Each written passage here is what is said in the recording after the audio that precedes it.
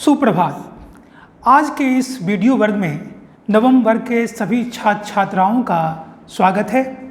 बच्चों, इससे पूर्व वाले वर्ग में आपने शब्द निर्माण के बारे में पढ़ा था, लेकिन उस समय जो मैंने आपको बताया था वह था कि उपसर्ग और प्रत्यय से शब्द निर्माण किस प्रकार किया जाता है।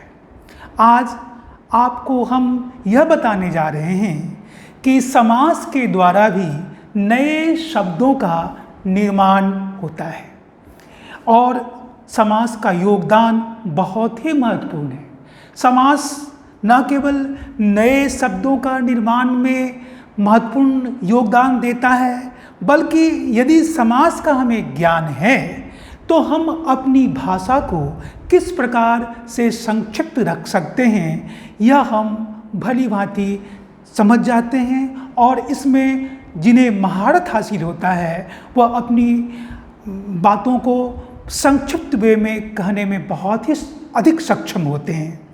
तो आज हम आपको बताने जा रहे हैं सबसे पहले कि समास की परिभाषा क्या है।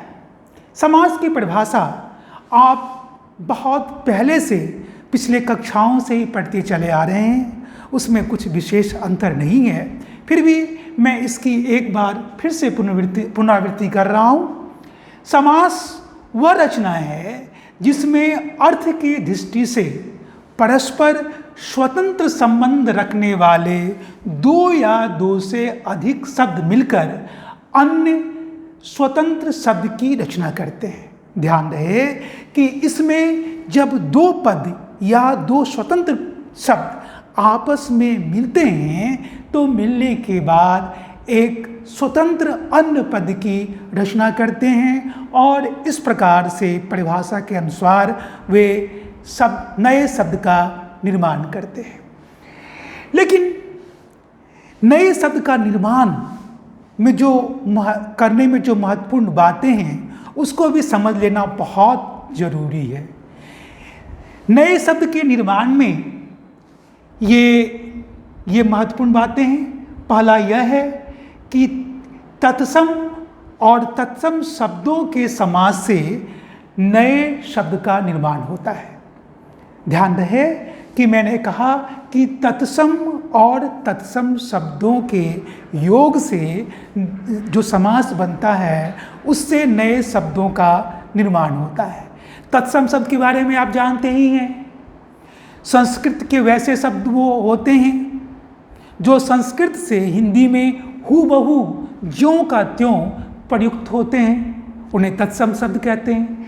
यहाँ आप एक उदाहरण देखेंगे कि राष्ट्र जोड़ पिता, राष्ट्रपिता, यहाँ दो पद है राष्ट्र पिता, और दोनों जो पद हैं पूर्व पद और उत्तर पद वो दोनों तत्सम हैं, और इन दोनों के मिलने से राष्ट्रपिता एक नए शब्द का निर्माण हुआ है। दूसरा जो नियम है वो यह है कि तद्भव जोड़ तद्भव शब्दों से के समास से नए शब्द का निर्माण होता है। तद्भव शब्द को भी जान लेना बहुत ज़रूरी है कि तद्भव शब्द किसे कहते हैं। हालांकि आपने पिछले कक्षाओं में इसके बारे में जाना है। तद्भव संस्कृत के वैसे शब्द होते हैं जो हिंदी में थोड़े से परिवर्तित होकर प्रयुक्त होते हैं। अब यहाँ पर आप देखेंगे कि एक उदाहरण है तद्भव जोड़ तद्भव शब्दों से जो समास बनता है उससे नए शब्दों के निर्माण किस प्रकार हो रहा है। चार जोड़ पाई, ये दोनों जो पद है पूर्व पद और उत्तर पद, ये दोनों तद्भव पद हैं, और दोनों के मिलने से एक नए शब्द का निर्माण हुआ है जिसका नाम है चार पाई। अब चलेंगे हम विदेशी और जोड़ विदेशी शब्दों से जो समास बनता है उससे किस प्रकार नए शब्द का निर्माण होता है। अब देखिए यहाँ एक उदाहरण है हवा का जहाज।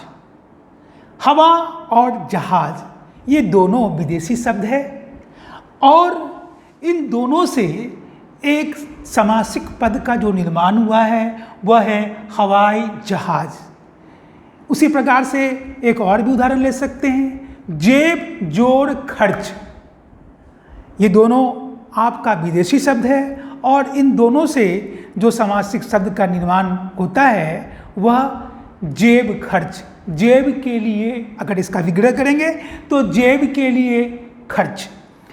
अब जो है हम देखेंगे कि ये तो किस प्रकार से नए समासिक शब्दों का निर्माण होता है, नए शब्द बनते हैं, उसके बारे में क्या नियम हैं वो आपने जाना।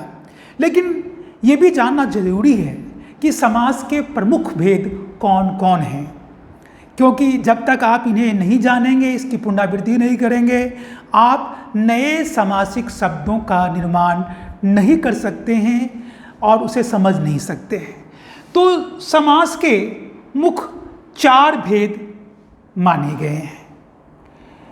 वैसे तो संस्कृत में द्विगु समास और कर्मधारयी समास का अलग भेद माना गया है, किंतु वास्तव में हिंदी में ऐसा नहीं है।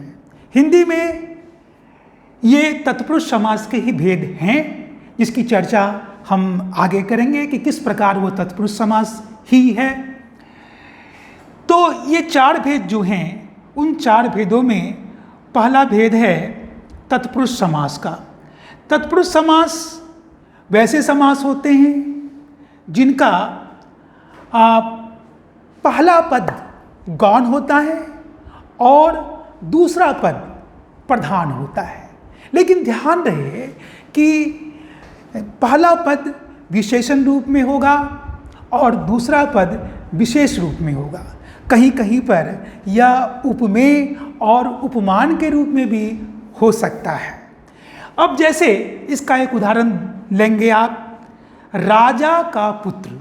यहाँ पर 2 पद हैं, पूर्व पद है राजा जिसे प्रथम पद कहेंगे और दूसरा पद है पुत्र जिसे उत्तर पद कहेंगे या अंतिम पद कहेंगे। यहाँ पर आप देखते हैं कि राजा पद जो है उसकी प्रधानता नहीं है, पुत्र की प्रधानता है और इसीलिए यह जो है वह तत्पुरुष समास कहलाएगा। अब चलेंगे कि हम द्विगु समास और कर्मधारय समास को हमने तत्पुरुष समास कहा है, इसको भी जान लेना जरूरी है कि क्यों कहा। द्विगु समास में भी विशेषण और विशेष के रूप में ही पदों का निर्माण पद होते हैं, अवस्थित होते हैं और ये विशेषण और विशेष के रूप में होते हैं। चूंकि इसका प्रथम पद संख्यावाची होता है और दूसरा पद संख्यावाची नहीं होता है, इसीलिए हम इसे द्विगु समास कहते हैं। लेकिन वास्तव में यह तत्पुरुष समास ही का ही भेद है, क्योंकि यहाँ भी हम देखते हैं कि तत्पुरुष समास के परिभाषा के अनुसार अंतिम पद ही प्रधान है, इसीलिए यह द्विगु समास जो है वो तत्पुरुष समास का ही भेद है। उदाहरण के लिए आप लेंगे पंचवटी, 5 वटों का समाहार या समूह। तिराहा, 3 राहों का समूह। यहाँ आप देखेंगे, गौर करेंगे कि पहला पद जो है वो संख्यावाची है और दूसरा पद संख्यावाची नहीं है, किंतु दूसरे पद की प्रधानता है, इसीलिए यह तत्पुरुष समास है और इसीलिए चूंकि पहला पद संख्यावाची है इसलिए द्विगु समास है। अब चलेंगे हम कर्मधारय समास के बारे में। कर्मधारय समास में आप देखते हैं कि यह भी जो है वो विशेषण विशेष के रूप में होता है और इसमें भी अंतिम पद प्रधान होता है, प्रथम पद गौण होता है, इसीलिए यह तत्पुरुष समास है। और इसका उदाहरण आप देखेंगे विशेषण विशेष के रूप में, नील कमल, नीला है जो कमल। इसमें आप गौर करेंगे कि पहला पद जो है वो विशेषण है नील और कमल, कमल विशेष है जिसकी विशेषता बताई जा रही है वो नीला है, इसीलिए यह नील कमल कर्मधारय समास है और चूंकि द्वितीय पद प्रधान है इसीलिए यह जो है वह तत्पुरुष समास कहलाएगा। अब चलेंगे हम दूसरे भेद के बारे में बात करेंगे, बहुब्रीहि समास।